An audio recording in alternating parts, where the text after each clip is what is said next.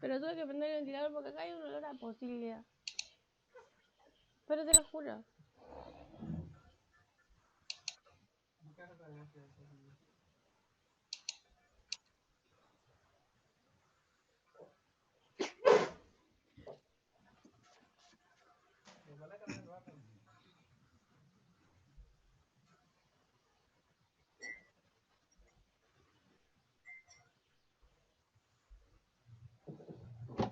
No, estoy cargando el celular.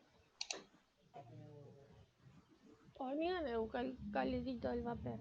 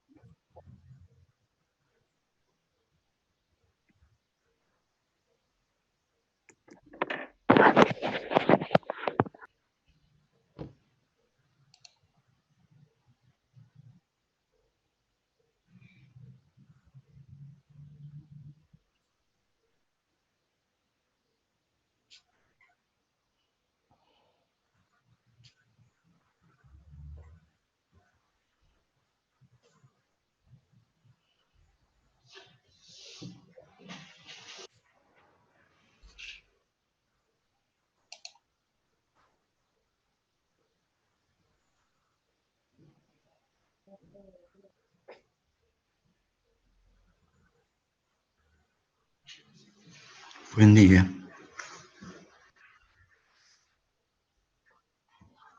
Buen día, profe. Buen día, profe. Bueno, hemos estado hasta ahora hablando, lo último que hablamos fue de la diferencia entre Carta 52 y el capítulo 7, de interpretación de los sueños. Eso es lo que estuvimos trabajando la última vez. Este es un tema que se lo pueden tomar si rinden algún examen, incluso si rinden el examen final. ¿Cuál es la diferencia entre Carta 52 y la interpretación de los sueños? Entre una de esas diferencias que habíamos visto era que Muy buena, tira la leche. los modelos son distintos, habíamos dicho en la última clase. El modelo de Carta 52 es anatómico y el modelo de capítulo 7 es óptico, es extraído de la óptica. Y además, la energía psíquica transcurre distinto. En Carta 52, la energía es progrediente, quiere decir del lo perceptual al motor. En cambio, la energía psíquica en el capítulo 7 es regrediente. Hoy. Porque el capítulo 7 está explicando por qué la energía es regrediente. ¿Por qué en el capítulo 7 la energía es regrediente?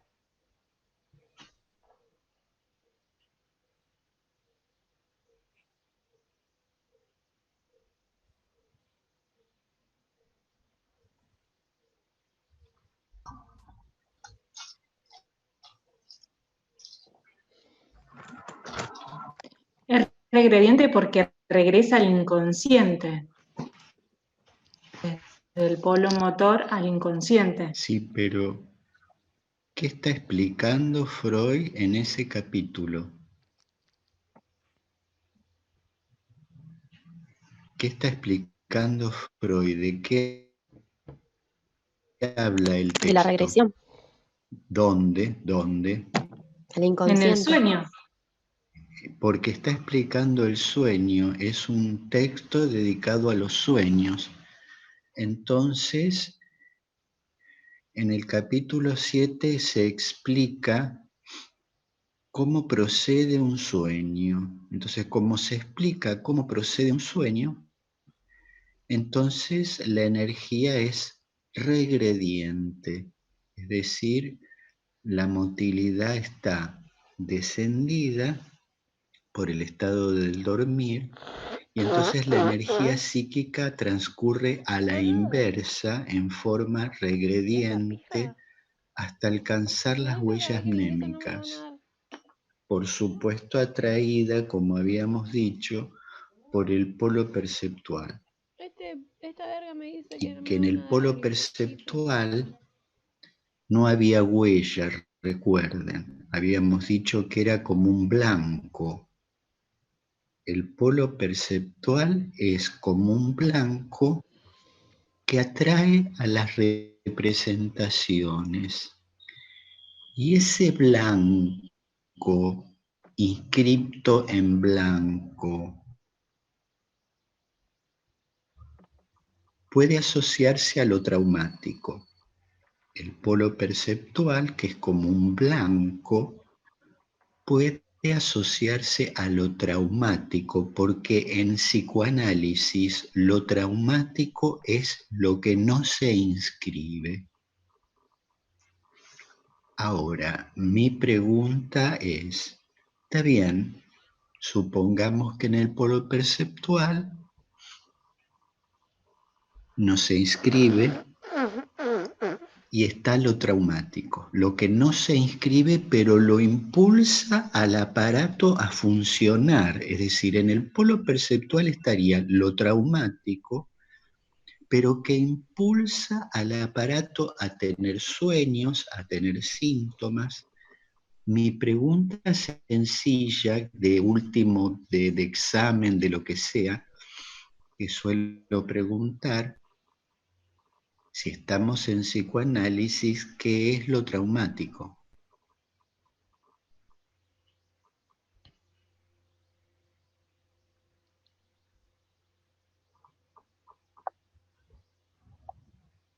En esa época, por supuesto, en esa época, ¿qué dice el autor que es lo traumático? En esa época, que lo dice en Carta 52 muy, muy claro.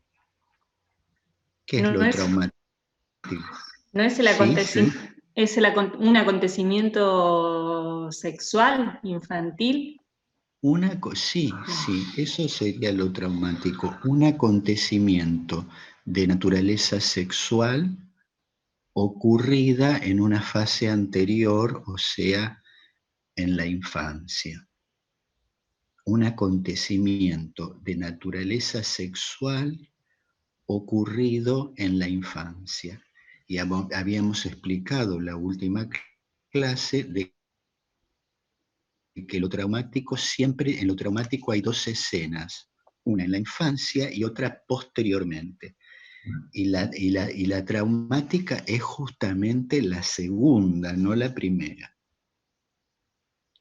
Y la primera, ¿por qué no es traumática?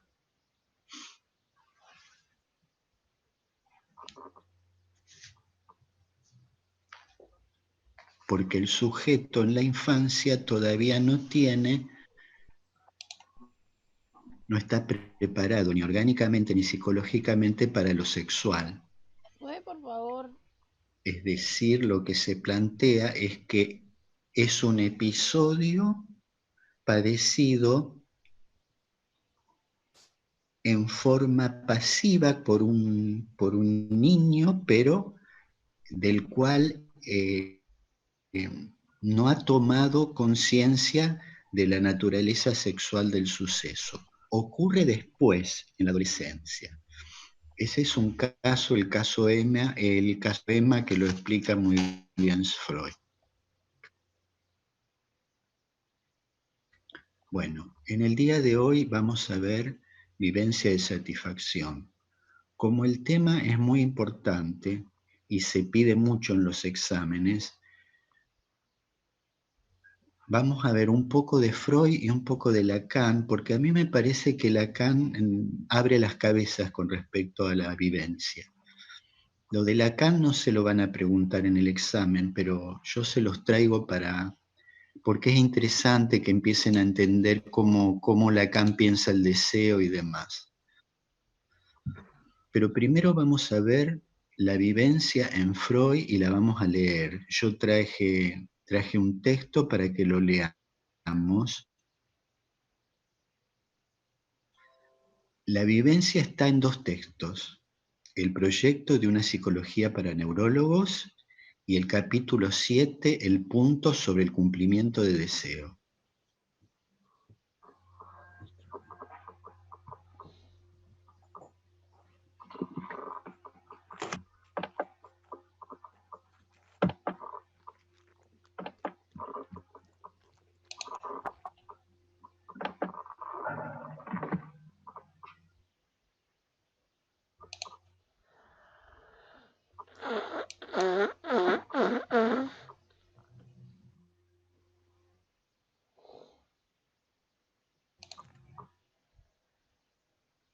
¿Puedo preguntar algo antes de que continúe?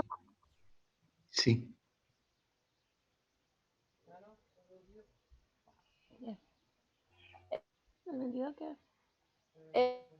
¿Qué cosa? Usted cuando la justicia sexual ocurrió en la infancia, ¿Mm? habló de dos instancias, la infancia y la segunda, ¿cuál era?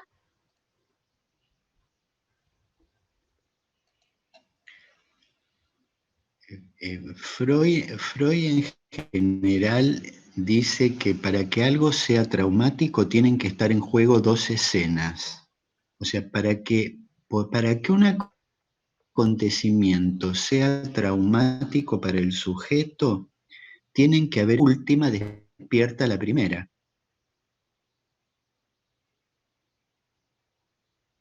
Esto ocurre porque la sexualidad humana está dividida en niñez, latencia y adolescencia.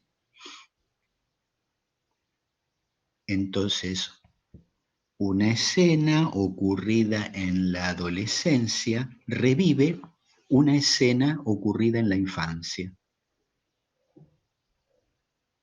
Ah, ok, o sea, en la adolescencia es donde se recurre a la infancia. Porque despierta el recuerdo de la infancia. Claro. Es lo traumático eso, profe. O sea, en la adolescencia es lo traumático. Se vuelve traumática la escena de la infancia en la adolescencia, claro.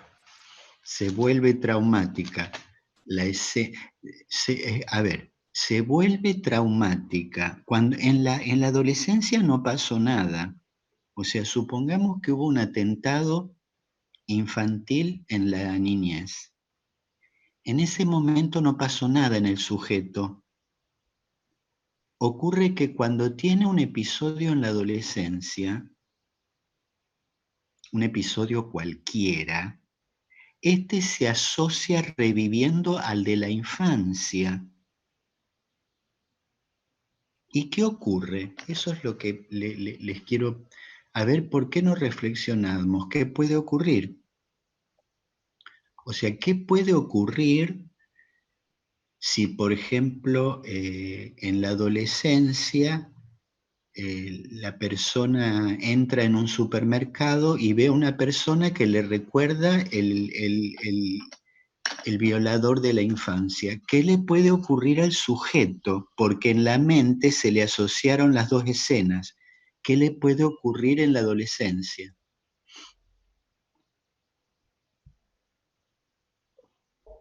Puede ser, profe, que está justamente resignificando el hecho de la infancia y está como invistiendo esa huella que quedó ahí suelta en el... Muy bien, está resignificando. Y le genera un trauma, profe. No, sí, ya sé, pero digamos, ya sé, el trauma vuelve traumática la primera escena, pero ¿qué le puede ocurrir? Y puede ser como una crisis. Puede tener Revive. una crisis de angustia, y en ese momento reprime el hecho. Es decir, hay una falla en la traducción. No lo recuerda, lo reprime. No lo recuerda, lo reprime. Tiene una crisis de angustia, no lo recuerda como recuerdo y lo reprime. A esa represión, Freud, ¿cómo la va a llamar en Carta 52? Defensa patológica. Defensa patológica, falla de traducción. Defensa patológica, falla de traducción.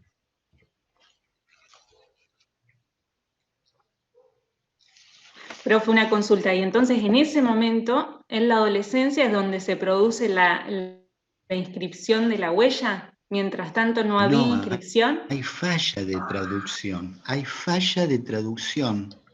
No se inscribe en el preconsciente, hay falla de traducción. Queda en el inconsciente. No se transcribe al preconsciente. ¿Por qué? Porque no lo puede recordar en palabras, lo reprime. ¿Cuándo lo reprime? En la segunda escena. Cuando lo reprime en la segunda escena. Entonces es cuando Freud va a decir, lo traumático no es el suceso, es el recuerdo del suceso. Entonces Freud, vuelvo a repetir, Freud va a decir, lo traumático no es el suceso mismo, sino es el recuerdo. Por eso, profe, el trauma sería en la segunda parte, o sea, en la posterior, Claro, y no cuando le sucede. Por supuesto, por supuesto. Por eso el neurótico sufre de reminiscencias, dice Freud. El neurótico se traumatiza con los recuerdos más que con los sucesos, con los recuerdos.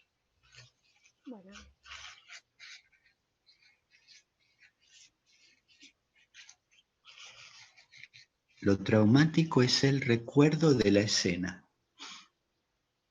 Entonces, si nosotros en el polo perceptual,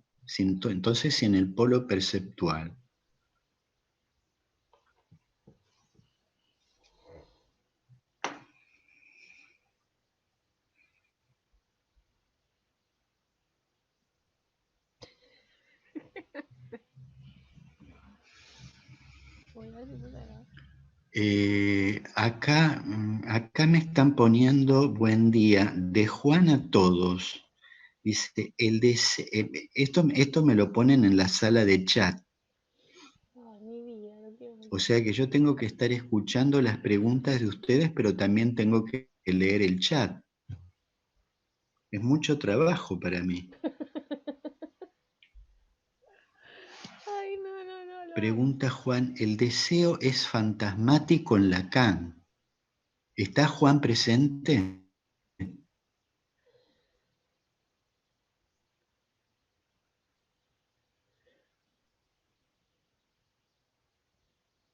Bueno.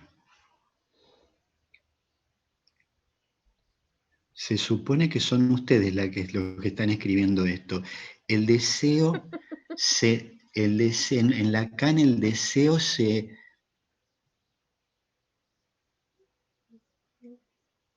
expresa, el deseo inconsciente se expresa en el mundo fantasmático, podríamos decir. El deseo se expresa en el mundo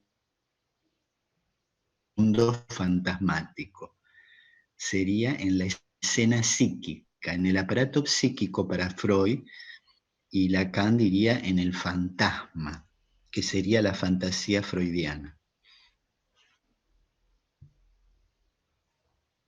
Pero para no irnos muy lejos, bueno, pasamos al tema de hoy.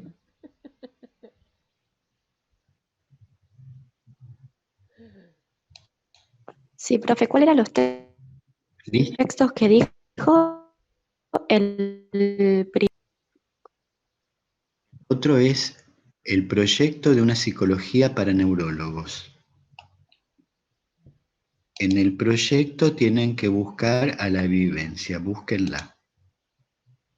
Busquen en el proyecto la vivencia de satisfacción.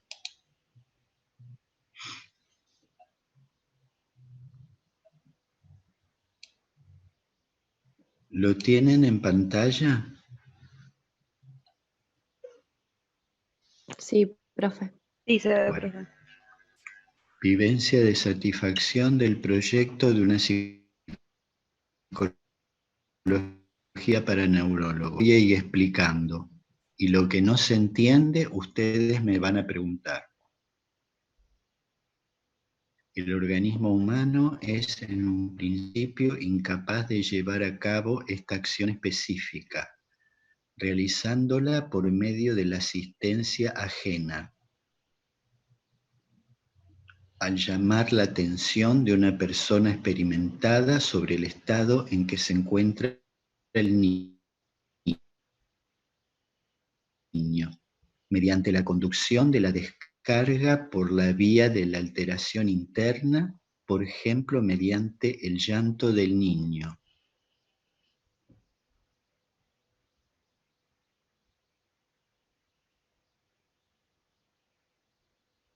Ubica un ejemplo que podría ser en un adulto, pero acá lo pone, el ejemplo lo pone en un bebé. Es simplemente un ejemplo. Bueno, La vivencia es simplemente un ejemplo en el internet que no- freudiano para separar deseo de necesidad. ¿Qué nos enseña la vivencia? ¿Qué es la necesidad y qué es el deseo? ¿Y cómo nació el primer deseo? Dice la vivencia. Este ejemplo nos explica cómo nace el deseo. ¿De dónde? De la necesidad. Entonces ubiquémonos que al principio No me anda, ¿no? un aumento de tensión en el organismo, No me anda. de tensión en el organismo del bebé. Bien. ¿Qué es lo que aumenta la tensión?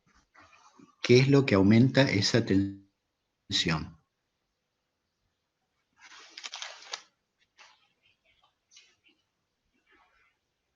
¿Algún estímulo interno, como no sé, el hambre o la sed? Muy bien, El apremio de la vida. Una Muy bien. necesidad orgánica. muy bien, chicos, sí, muy bien.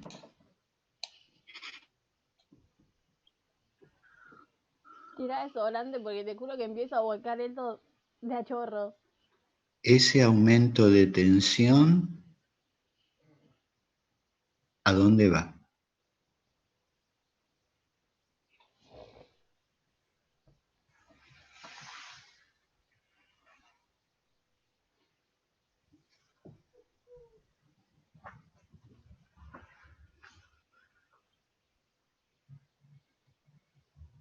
¿Cómo lo resuelve el aumento de Y a tensión través interna? del llanto o algo que lo manifieste, una reacción. A través del llanto como mera descarga motriz. Lo resuelve a través del llanto como descarga motriz. Ay, por Dios, no puede estar tan podrido, Irmão. Sí, Irmão. Empieza a hablar en otro idioma de lo que haga. ¿Qué ocurre si no viene la asistencia ajena? ¿Qué ocurre si no es asistido?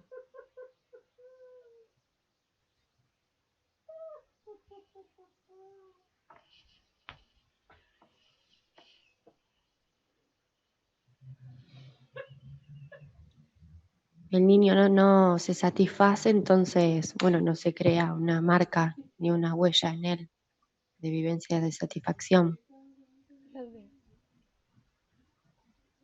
¿El bebé puede calmar así él solo la necesidad? No.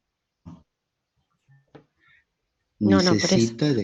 Necesita de la asistencia ajena. Entonces, en la vivencia, Freud está dándole importancia a la asistencia del otro. En la vivencia, en una parte del proyecto de una psicología para neurólogos, Freud le da importancia a la asistencia del otro que le va la misma que le va a dar Lacan. La asistencia ajena sería un otro experimentado. La asistencia ajena va a ser un otro experimentado que lo va a asistir.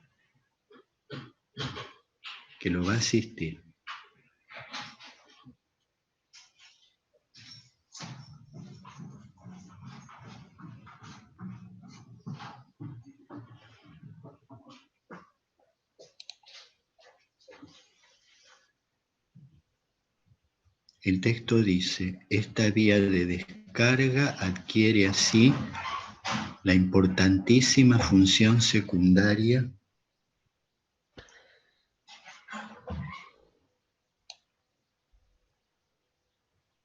de la comprensión, comunicación con el prójimo.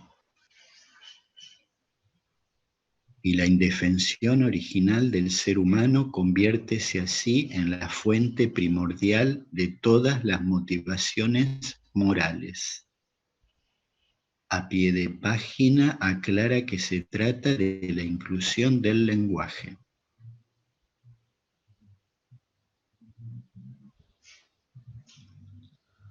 Entonces, a través de la asistencia ajena, la necesidad va a quedar interceptada por el lenguaje.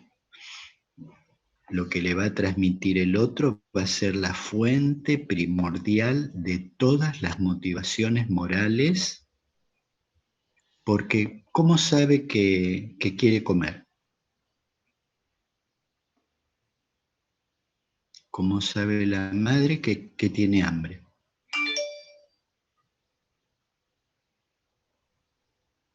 No, no lo sabe, lo supone, porque el nene llora. Quiere decir que la madre escucha e interpreta el llanto. Tendrá frío, tendrá hambre. La madre escucha e interpreta el llanto y lo introduce en el lenguaje y lo hace pasar al llanto de descarga motriz en pedido. Porque para la madre está pidiendo algo, le está pidiendo. Campo de la demanda para Lacan. Profe, Sí. disculpe que lo interrumpa, pero hay una chica que se quedó fuera porque se le fue el internet, que si la puede aceptar, por favor. Que pida entrar, porque a mí cuando piden entrar me aparece a mí, acá. No me aparece que me pida entrar. Profe, ¿puede repetir Cuando, lo que dijo recién después? sí, lo que pasa es que vamos a ver si me acuerdo.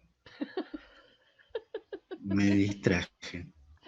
Lo que de la madre pasaba, el llanto, algo así era. Profe, ¿puedes repetir por favor lo que dijo? Lo que hace la madre con su escucha Ay, a ver si me acuerdo. De una descarga es motriz a pedido. Eso había dicho. Disculpe, profe. claro, porque la madre piensa que le está pidiendo algo, no que es una descarga motriz, mera descarga motriz. No, ya no me sale, pero sí. Profe, y usted dijo que... Les aviso que se Perdón. va a cortar la transmisión en cualquier momento. Sí, escucho. Cuando usted dijo de que, bueno, que la madre escucha e interpreta el llanto de lo que el bebé está pidiendo, dijo que para Lacan era, y ahí quedó porque justo se hizo una pregunta.